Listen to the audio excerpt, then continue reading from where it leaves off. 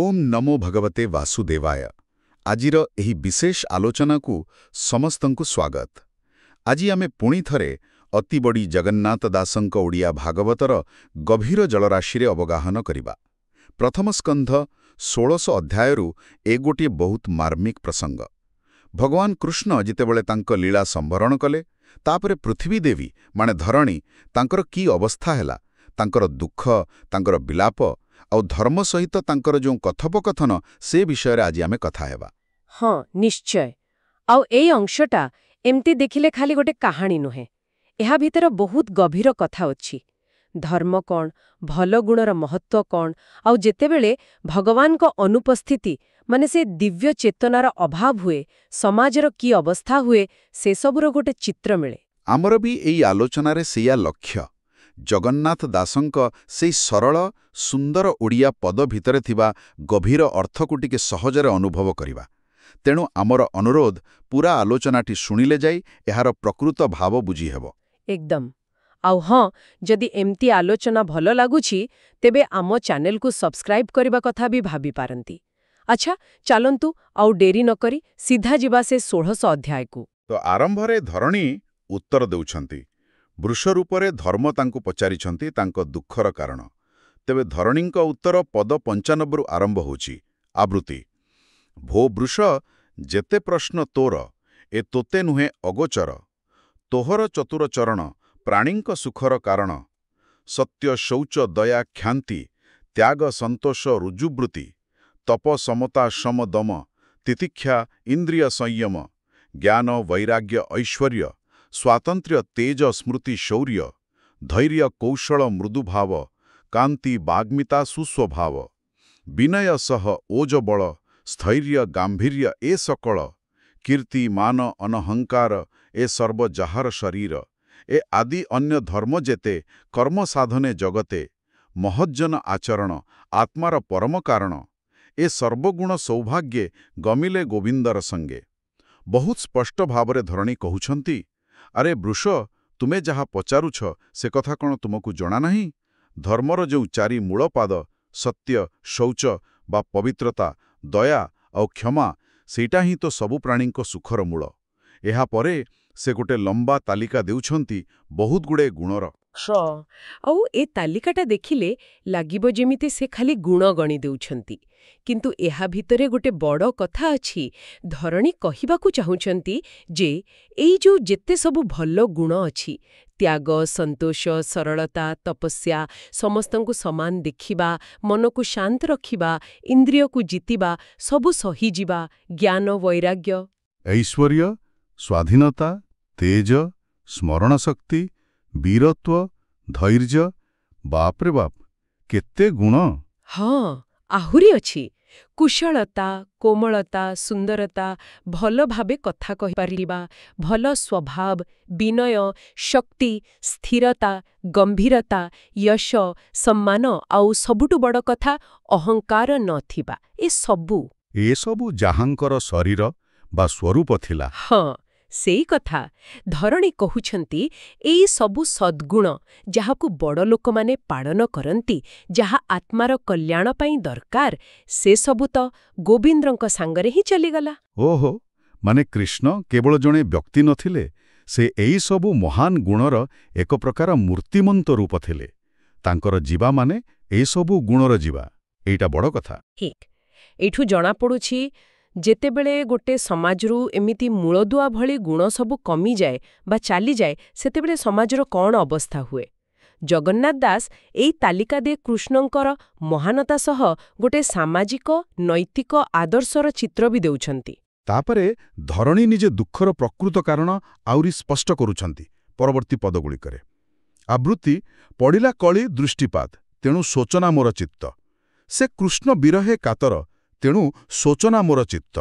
मु एबे आत्मा को सुमरी ए सर्वगुण मने धरी तोर चरण भग्न देखी कांदई अति दुखे दुखी। एठी देखंतु दुईटा कारण पूरा सामना को आसीगला। गोटे हेला कलिजुगर नजर पड़िलाणी पृथ्वी उपरे, माने अधर्म पाप अशांतिर समय आसुची। आ द्वितीय कारण हेला सेई श्रीकृष्णंक विरह, जी ए सबु गुणर आधार थिले से नाहांती। तेणु धरणींक मनरे दुख। ହଁ, ଆଉ ଗୋଟେ କଥା ସେ କହୁଛନ୍ତି, ସେ ନିଜର ପୁରୁଣା ଭଲ ସମୟକୁ ମନେ ପକାଉଛନ୍ତି, କୃଷ୍ଣଙ୍କ ସାଙ୍ଗରେ ଚାଲି ଯାଇଥିବା ସେଇ ସବୁ ଗୁଣକୁ ମନେ ପକାଉଛନ୍ତି, ଆଉ ଠିକ୍ ସେତିକି ବେଳେ ସାମ୍ନାରେ ଦେଖୁଛନ୍ତି ଧର୍ମର ଭଙ୍ଗା ଗୋଡ଼, ମାନେ ଧର୍ମର ଅବସ୍ଥା ବି ଖରାପ। ଏ ଦୃଶ୍ୟ ତାଙ୍କ ଦୁଃଖକୁ ଆହୁରି ବଢ଼େଇ ଦେଉଛି। ନିଜର ବ୍ୟକ୍ତିଗତ ଦୁଃଖ କୃଷ୍ଣଙ୍କ ପାଇଁ, ଆଉ ତା ସାଙ୍ଗକୁ ସମାଜରେ ଯେଉଁ ଅଧଗତି ହେଉଛି, ଧର୍ମରେ ଯେଉଁ ଅବକ୍ଷୟ ହେଉଛି, ସେ ଦୁଃଖ ଦୁଇଟା ମିଶିଯାଇଛି। ଏକଦମ। ଏଠି ବ୍ୟକ୍ତିଗତ ଦୁଃଖ ଆଉ ସମଗ୍ର ସୃଷ୍ଟିର ଦୁଃଖ ଏକାକାର। ଧରଣୀ କେବଳ ନିଜ ପାଇଁ କାନ୍ଦୁ ନାହାନ୍ତି, ସମସ୍ତଙ୍କ ପାଇଁ କାନ୍ଦୁଛନ୍ତି। କୃଷ୍ଣଙ୍କ ବିନା ସମାଜର, ସୃଷ୍ଟିର ଅବସ୍ଥା କିପରି, ତାର ଆଉ ଟିକେ ବିସ୍ତୃତ ବର୍ଣ୍ଣନା ଦେଉଛନ୍ତି ଧରଣୀ। ପରବର୍ତ୍ତୀ ପଦରେ ଆବୃତ୍ତି ଦେବତା, ଋଷି, ପିତୃଗଣ, ଯେ ବର୍ଣ୍ଣାଶ୍ରମ ଆଚରଣ, ଏ ସର୍ବଧର୍ମ ଗଲା ଦୂର, ମୋତେ ଛାଡ଼ିଲେ ଚକ୍ରଧର। ବ୍ରହ୍ମାଦି ଦେବଦେବୀ ଯେତେ, ନିଶ୍ଚଳେ ମହର ସହିତେ, ଯାହାର ଅପାଙ୍ଗ ମୋକ୍ଷଶିରି, ଲଭିବୁ ବୋଲି ଆଶା କରି, କଠୋର ତପସାଧି ବନେ, ପ୍ରପନ୍ନ ଯାହାର ଚରଣେ। ସେ ଲକ୍ଷ୍ମୀ ତେଜୀ ପଦ୍ମବନ, ଯାହାର ହୃଦୟ ଲଭି ସ୍ଥାନ, ସେ ସ୍ଥାନେ ନରହେ ତାମନ, ଯାହାର ଚରଣେ ନିତ୍ୟ ଧ୍ୟାନ, କରି ବଞ୍ଚାଇ ସର୍ବବେଳା, ସେ ହରି ନିଜପୁରେ ଗଲା। ଏଇଟା ବହୁତ ଗୁରୁତ୍ୱପୂର୍ଣ୍ଣ କଥା। ଧରଣୀ କହୁଛନ୍ତି, କୃଷ୍ଣ ଚାଲିଯିବା ପରେ କ'ଣ ହେଲା ନା, ଦେବତା, ଋଷି, ପିତୃପୁରୁଷଙ୍କ ପାଇଁ ଯେଉଁ କର୍ମକାଣ୍ଡ ହେଉଥିଲା, ଏପରିକି ସମାଜକୁ ଠିକ୍ ବାଟରେ ରଖୁଥିବା ବର୍ଣ୍ଣାଶ୍ରମ ଧର୍ମ ବି, ସେ ସବୁ ଦୁର୍ବଳ ହୋଇଗଲା। ହଁ, ମାନେ ସମାଜର ପୁରା ଧାର୍ମିକ ଓ ସାମାଜିକ ବ୍ୟବସ୍ଥାଟା ଯେମିତି କୃଷ୍ଣଙ୍କ ଉପସ୍ଥିତି ଉପରେ ହିଁ ନିର୍ଭର କରୁଥିଲା। ଆଉ କେବଳ ମଣିଷ ସମାଜ ନୁହେଁ, ଦେବତାଙ୍କ କଥା ବି କହୁଛନ୍ତି। ବ୍ରହ୍ମାଙ୍କ ଭଳି ଦେବତା ବି ମୋକ୍ଷ ପାଇବା ପାଇଁ କାହା ଉପରେ ନିର୍ଭର କରୁଥିଲେ? କୃଷ୍ଣଙ୍କ ଉପରେ। ତାଙ୍କର କୃପାଦୃଷ୍ଟି ପାଇବାକୁ କଠୋର ତପସ୍ୟା କରି ତାଙ୍କରି ଚରଣରେ ଶରଣ ନେଇଥିଲେ। ଏଇଟା ଦେଖାଉଛି ଯେ କୃଷ୍ଣ କେବଳ ଜଣେ ମଣିଷ ବା ରାଜା ନଥିଲେ, ସେ ଥିଲେ ପରମ ବ୍ରହ୍ମ, ସମସ୍ତଙ୍କର ଆଶ୍ରୟ। ଆଉ ସବୁଠୁ ଚମତ୍କାର କଥା ହେଉଛି ଲକ୍ଷ୍ମୀ ଦେବୀଙ୍କ ପ୍ରସଙ୍ଗ। ଧନ ସୌଭାଗ୍ୟର ଦେବୀ, ସେ ନିଜର ପ୍ରିୟ ସ୍ଥାନ ପଦ୍ମବନ ଛାଡ଼ି କୃଷ୍ଣଙ୍କ ହୃଦୟରେ ରହୁଥିଲେ। କିନ୍ତୁ ସେଠି ରହିବି ତାଙ୍କ ମନ କୁଆରେ ଲାଗି ରହୁଥିଲା, ସବୁବେଳେ କୃଷ୍ଣଙ୍କ ପାଦରେ। ହଁ, ସବୁବେଳେ ତାଙ୍କ ଚରଣ ଧ୍ୟାନ କରୁଥିଲେ। ସେ ଭଗବାନ ଏବେ ନିଜ ଧାମକୁ ଚାଲିଗଲେ। ତେବେ କଥାଟା ହେଲା, ଯେତେବେଳେ ମୂଳ ଆଧାର ହିଁ ନଥାନ୍ତି, ସେତେବେଳେ ସବୁ କେମିତି ବିଶୃଙ୍ଖଳିତ ହୋଇଯାଏ। ଠିକ୍, ମାନେ କୃଷ୍ଣ କେବଳ ପୃଥିବୀର ଭାର କମେଇ ନଥିଲେ, ସେ ପୁରା ବ୍ରହ୍ମାଣ୍ଡର ସନ୍ତୁଳନ ରଖୁଥିଲେ। ତାଙ୍କର ଯିବାଟା ସମସ୍ତଙ୍କ ପାଇଁ ଗୋଟେ ବଡ଼ ଶୂନ୍ୟସ୍ଥାନ ସୃଷ୍ଟି କଲା। ଏହାପରେ ଧରଣୀ ପୁଣି ଟିକେ ପଛ କଥା ମନେ ପକାଉଛନ୍ତି, କୃଷ୍ଣଙ୍କ ଥିବାବେଳର ସମୟ ଆଉ ଏବେକାର ଅବସ୍ଥା। ଆବୃତ୍ତି ତାର ଚରଣ ଚିହ୍ନ ଯେତେ, ଧ୍ୱଜ ଅଙ୍କୁଶ ମୋର ଗାତ୍ରେ, ସେ ବେଶେ ଅଳଙ୍କୃତ ହୋଇ, ଶୁଦ୍ଧ ସୁନ୍ଦର ବିରାଜଇ, ଯେମୁ ଛାଡ଼ିଲେ ମୋତେ ହରି, ତେଣୁ ଦିଶଇ ହତଶ୍ରୀ, ଅସୁର ଅକ୍ଷୌହିଣୀ ଭାର, ଉଶ୍ୱାସ କଲା ଯେ ମୋହର, ତୋତେ ସ୍ଥାପିଲେ ଏ ସଂସାରେ, ଅଶେଷ ଜନ ଉପକାରେ, ଯାଦବ ବଂଶ ହିତକର, ଅଶେଷ ଅନୁଙ୍ଗ ସୁନ୍ଦର, ଏ ତିନି ଲୋକ ମନ ମୋହେ, ଶ୍ୟାମ ସୁନ୍ଦର ନିଜ ଦେହେ, ସେ ରୂପ ହୋଇଲା ଅନ୍ତର, ତେଣୁ ବିବର୍ଣ୍ଣ ରୂପ ମୋର। ଏଠି ଗୋଟେ ବହୁତ ସୁନ୍ଦର କଳ୍ପନା ଅଛି। ଧରଣୀ କହୁଛନ୍ତି, କୃଷ୍ଣଙ୍କ ପାଦରେ ଯେଉଁ ଶୁଭ ଚିହ୍ନ ସବୁ ଥିଲା, ଧ୍ୱଜ, ବଜ୍ର, ଅଙ୍କୁଶ, ପଦ୍ମ, ଏମିତି ସବୁ, ସେଗୁଡ଼ା ଯେତେବେଳେ ମୋ ଦେହରେ, ମାନେ ପୃଥିବୀ ପୃଷ୍ଠରେ ଲାଗୁଥିଲା, ସେତେବେଳେ ପୃଥିବୀ ସେହି ଚିହ୍ନରେ ସଜେଇ ହୋଇ ବହୁତ ପବିତ୍ର ଆଉ ସୁନ୍ଦର ଦିଶୁଥିଲା। ହଁ, କିନ୍ତୁ ଏବେ କୃଷ୍ଣ ନାହାନ୍ତି। ତେଣୁ ମୁଁ ହୋଇଯାଇଛି ହତଶ୍ରୀ, ମାନେ ମୋର ଶୋଭା ନାହିଁ, କାନ୍ତି ନାହିଁ। ଏକ ପ୍ରକାର ପ୍ରତୀକାତ୍ମକ ଭାବେ କୁହାଯାଉଛି ଯେ ଦୈବୀ ଉପସ୍ଥିତି ହିଁ ପ୍ରକୃତ ସୌନ୍ଦର୍ଯ୍ୟ ଆଉ ପବିତ୍ରତାର ମୂଳ। ଆଉ ମନେ ପକାଉଛନ୍ତି କେମିତି କୃଷ୍ଣ ଅସଂଖ୍ୟ ଅସୁର ସେନାର ଭାରରୁ ପୃଥିବୀକୁ ରକ୍ଷା କରିଥିଲେ, ଆଉ ଧର୍ମକୁ, ମାନେ ବୃଷରୂପୀ ଧର୍ମକୁ ପୁଣି ସମସ୍ତଙ୍କର ମଙ୍ଗଳ ପାଇଁ ସଂସାରରେ ସ୍ଥାପନ କରିଥିଲେ। ସେ ଥିଲା ଯାଦବ ବଂଶର ଭଲ ଚାହୁଁଥିବା, ଅଣଙ୍ଗ ବା କାମଦେବଠୁ ବି ଋଷି ସୁନ୍ଦର, ତିନି ଲୋକର ମନକୁ ମୋହି ନେଉଥିବା ଶ୍ୟାମସୁନ୍ଦର। ଆଉ ଶେଷରେ କହୁଛନ୍ତି, ସେଇ ମନମୋହନ ରୂପ ଯେତେବେଳେ ଆଉ ନାହିଁ, ଅନ୍ତର୍ଧାନ ହୋଇଗଲା, ସେଥିପାଇଁ ମୋର ରୂପ ବି ମଳିନ ପଡ଼ିଯାଇଛି। ଏଇଟା ଦେଖାଉଛି ଯେ ପୃଥିବୀର ବାହାରର ସୁନ୍ଦରତା ଆଉ ଭିତରର ଧର୍ମ, ନୈତିକତା, ଏଇ ଦୁଇଟା ଯୋଡ଼ା, ଆଉ ଦୁଇଟାର ମୂଳରେ ଥିଲେ କୃଷ୍ଣ। ତାଙ୍କ ବିନା ସବୁ ଫିକା। କୃଷ୍ଣଙ୍କର ଆହୁରି କିଛି ମନଛୁଆ ସ୍ମୃତି ଆଉ ନିଜର ଅସହାୟ କଷ୍ଟ କଥା କହୁଛନ୍ତି ଧରଣୀ। ଆବୃତ୍ତି କଥନ ମନୋହର ସ୍ମିତେ, ପ୍ରେମାବଲୋକ ବହୁମତେ ଦ୍ୱାରକାପୁର ନାରୀଙ୍କର ଯେ ମାନ ହରେ ନିରନ୍ତର ଯାର ଚରଣ ରେଣୁ ଲାଗି ତୃଣଛଳେ ମୁଁ ପୁଲକାଙ୍ଗି ତାର ବିଯୋଗ କେବା ସହି ଏ ଜୀବଲୋକେ ଦେହ ବହି। କୃଷ୍ଣଙ୍କ କଥା କେତେ ମଧୁର ଥିଲା।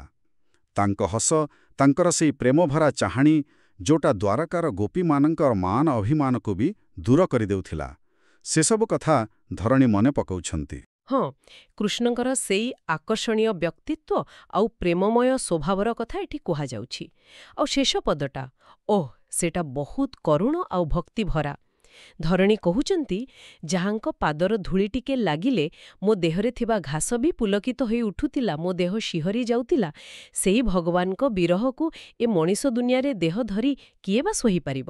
ଏଇଟା ଖାଲି ଧରଣୀଙ୍କ ଦୁଃଖ ନୁହେଁ, ଏଇଟା ଯେମିତି ଭଗବାନ ଆଉ ସୃଷ୍ଟି ଭିତରେ ଥିବା ସେଇ ଗଭୀର ସମ୍ପର୍କର ବିଚ୍ଛେଦର ଯନ୍ତ୍ରଣା। ନିଶ୍ଚୟ, ଏହା ଭକ୍ତିର ଗୋଟେ ଚରମ ଅବସ୍ଥା, ଯେଉଁଠି ଜଡ଼ ବୋଲି ଆମେ ଯାହାକୁ ଭାବୁଛୁ ସେ ବି ଭଗବାନଙ୍କ ସ୍ପର୍ଶରେ ଚେତନା ପାଇପାରେ, ତାଙ୍କ ବିରହରେ କାନ୍ଦିପାରେ। ଏମିତି ଭାବରେ ଧରଣୀ ନିଜ କଥା ସାରୁଛନ୍ତି। ଏହାପରେ ସୂତମୁନି ପୁଣି ଆଗକୁ କହୁଛନ୍ତି ଋଷିମାନଙ୍କୁ। ଆବୃତ୍ତି। ସୂତ କହନ୍ତି, ଅବଧାନେ ଏବେ ହୋ ସୁନ ମୁନିଜନେ ଏମନ୍ତେ କହୁ କହୁ ବାଣୀ ଧର୍ମର ସଙ୍ଗତେ ଧରଣୀ ସେ ପରୀକ୍ଷିତ ଦଣ୍ଡଧାରୀ ଦିଗବିଜୟ କର୍ମସାରୀ ଧର୍ମଧରଣୀ ସଙ୍ଗ ମିଳେ ମିଳିରେ ସରସ୍ୱତୀ କୂଳେ ବୋଲେଇ ଦାସ ଜଗନ୍ନାଥ ଗୀତ ପ୍ରବନ୍ଦେ ଭାଗବତ ଭବସିନ୍ଧୁ ତରଣେ ଭିଳା ଏଣେ ସୁଜନେ ହୁଆ ମେଳା ଅମୃତ କୃଷ୍ଣର ଚରିତ ପ୍ରଥମ ସ୍କନ୍ଧେ ଭାଗବତ ଅମୃତରସ କୃଷ୍ଣବାଣୀ ସୁଜନେ ତର ଏହା ଶୁଣି। ତ ସୂତମୁନି କ'ଣ କହିଲେ? ଯେତେବେଳେ ଧର୍ମ ଆଉ ଧରଣୀ ଏମିତି ଦୁଃଖରେ କଥା ହେଉଥିଲେ, ଠିକ୍ ସେତିକିବେଳେ କିଏ ପହଞ୍ଚିଲେ? ରାଜା ପରୀକ୍ଷିତ। ସେ ଦିଗ୍ବିଜୟ ସାରି ସରସ୍ୱତୀ ନଦୀକୂଳରେ ଆସି ଏମାନଙ୍କୁ ଭେଟିଲେ। ହଁ, ଏଇଠୁ କାହାଣୀ ଆଗକୁ ବଢ଼ିବ, ପରୀକ୍ଷିତଙ୍କ ଭୂମିକା ଆରମ୍ଭ ହେବ। ଆଉ ତାପରେ ଦେଖନ୍ତୁ, କବି ନିଜେ ଜଗନ୍ନାଥ ଦାସ କେତେ ବିନୟରେ ନିଜ କଥା କହୁଛନ୍ତି। ସେ କହୁଛନ୍ତି, ମୁଁ ଏଇ ଭାଗବତକୁ ସରଳ ଗୀତ ଭାବରେ ଲେଖୁଛି।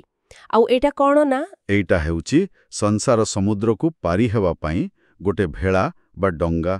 ଆଉ ସେ ସମସ୍ତ ଭଲ ଲୋକଙ୍କୁ, ସୁଜନମାନଙ୍କୁ ଡାକୁଛନ୍ତି, ଆସ ଏଇ ଭେଳାରେ ଏକାଠି ହୁଅ, ମାନେ ଭାଗବତ ପଢ଼, ଶୁଣ, ଚିନ୍ତା କର। ବହୁତ ସୁନ୍ଦର ଆହ୍ୱାନ। ଆଉ ଶେଷରେ ପୁଣି କହୁଛନ୍ତି ଯେ ଏହା ହେଉଛି ଭାଗବତର ପ୍ରଥମ ସ୍କନ୍ଧ, କୃଷ୍ଣଙ୍କ ଅମୃତମୟ କାହାଣୀରେ ଭରା। ଏଇ ଅମୃତ ରସ ପରି କୃଷ୍ଣ କଥା ଶୁଣିଲେ ଲୋକେ ସଂସାରର ମୁକ୍ତି ପାଇବେ। ଏହା ସହିତ 16 ଅଧ୍ୟାୟ ଶେଷ ହେଉଛି। ହଁ, ଆଉ ଏଇ ଶେଷ ପଦଗୁଡ଼ିକ କେବଳ ଅଧ୍ୟାୟ ଶେଷ କରୁନି, ବରଂ ଭାଗବତ ପଢ଼ିବାର, ଶୁଣିବାର ଉଦ୍ଦେଶ୍ୟ ଆଉ ତାର ଫଳ କ'ଣ ସେ କଥା ବି କହିଦେଉଛି। ଏଇଟା ଖାଲି ଗୋଟେ ବହି ନୁହେଁ, ଏକ ସାଧନା, ମୁକ୍ତିର ବାଟ। ତେବେ ଆଜିର ଏ ପୁରା ଆଲୋଚନାରୁ ଯଦି ଆମେ ମୁଖ୍ୟ କଥାଟା ଦେଖିବା, ତାହେଲେ ଜଣାପଡ଼ୁଛି ଯେ ଶ୍ରୀକୃଷ୍ଣଙ୍କୁ କେବଳ ଜଣେ ଇତିହାସର ଚରିତ୍ର ବା ଦେବତା ଭାବେ ନୁହେଁ, ତାଙ୍କୁ ସବୁ ଭଲ ଗୁଣର, ଧର୍ମର, ନୈତିକତାର ପ୍ରତୀକ ଭାବରେ ଦେଖାଯାଇଛି। ସେ ଚାଲିଯିବା ପରେ ପୃଥିବୀ ଆଉ ଧର୍ମ ଦୁହେଁ ଦୁଃଖୀ, ଦୁର୍ବଳ, ଯାହା ସମାଜରେ ନୈତିକ ଅବକ୍ଷୟକୁ ଇଙ୍ଗିତ କରୁଛି। ନିଶ୍ଚିତ ଭାବରେ। ଆଉ ଏଇଟା ଗୋଟେ ସବୁଦିନିଆ ସତ କଥା। ଯେ କୌଣସି ସମାଜ ବା ସଭ୍ୟତା କେତେ ସୁନ୍ଦର, କେତେ ସ୍ଥିର ରହିବ, ସେଇଟା ତା ମୂଳରେ ଥିବା ଭଲ ଆଦର୍ଶ ଆଉ ଗୁଣ ଉପରେ ହିଁ ନିର୍ଭର କରେ। ଯେତେବେଳେ ସେ ଆଧାରଟା ଦୋହଲିଯାଏ, ସମାଜ ବିପଦରେ ପଡ଼େ। କିନ୍ତୁ ଭଲ କଥା ହେଲା, କାହାଣୀ ଏଇଠି ସରୁନି। ହଁ, ରାଜା ପରୀକ୍ଷିତ ଆସିଗଲେଣି, ତେଣୁ ଆଶା ଅଛି ଯେ ପୁଣି ଧର୍ମ ସ୍ଥାପନ ହେବ। ଏକଦମ। ଆମେ ଆଲୋଚନା ସାରିବା ଆଗରୁ ଗୋଟେ ଛୋଟ କଥା ଭାବିବା ପାଇଁ ରହିଲା। ଧରଣୀ କହିଲେ ଭଗବାନଙ୍କ ପାଦଚିହ୍ନ ତାଙ୍କୁ ସୁନ୍ଦର କରୁଥିଲା। ଯଦି ଖାଲି ପାଦଚିହ୍ନରେ ଏତେ ଶକ୍ତି, ତେବେ ଭାବନ୍ତୁ ତ ସେଇ ଭଗବାନ ଦେଖାଇଥିବା ସେଇ ଯେଉଁ ସଦ୍ଗୁଣ ସବୁ, ସତ୍ୟ, ଦୟା, କ୍ଷମା, ସଂଯମ, ସେଗୁଡ଼ିକୁ ଯଦି ଜଣେ ନିଜ ଜୀବନରେ ଟିକେ ବି ଆପଣେଇବାକୁ ଚେଷ୍ଟା କରେ, ତେବେ ସେ ଲୋକର ଜୀବନ କେତେ ସୁନ୍ଦର ହବ, ଆଉ ତା ଦ୍ୱାରା ସମାଜର ବି କେତେ ଭଲ ହବ। ବହୁତ ଭଲ ଚିନ୍ତାଟିଏ। ଆଚ୍ଛା, ଆଜିର ଆଲୋଚନା ଶ୍ରୋତାମାନଙ୍କୁ କେମିତି ଲାଗିଲା? ଯଦି ମନ୍ତବ୍ୟ ବାକ୍ସରେ ଓମ୍ ନମୋ ଭଗବତେ ବାସୁଦେବାୟ ଲେଖି ଜଣାଇବେ, ଆମକୁ ଖୁସି ଲାଗିବ। ଏହା ଆମକୁ ଆଗକୁ ଏମିତି କାମ କରିବାକୁ ଉତ୍ସାହ ଦେବ।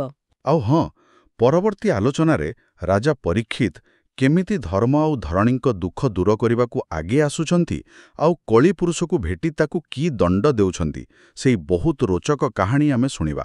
ସେ ପର୍ଯ୍ୟନ୍ତ ଆମ ସହିତ ଯୋଡ଼ି ହୋଇ ରହିବାକୁ ଅନୁରୋଧ। ଆଜି ପାଇଁ ଏତିକି। ନମସ୍କାର। ନମସ୍କାର। ଆପଣ ଶୁଣୁଛନ୍ତି ରେଡିଓ ତୋଷାଳୀ, ଆମ ମାଟିର ସ୍ୱର।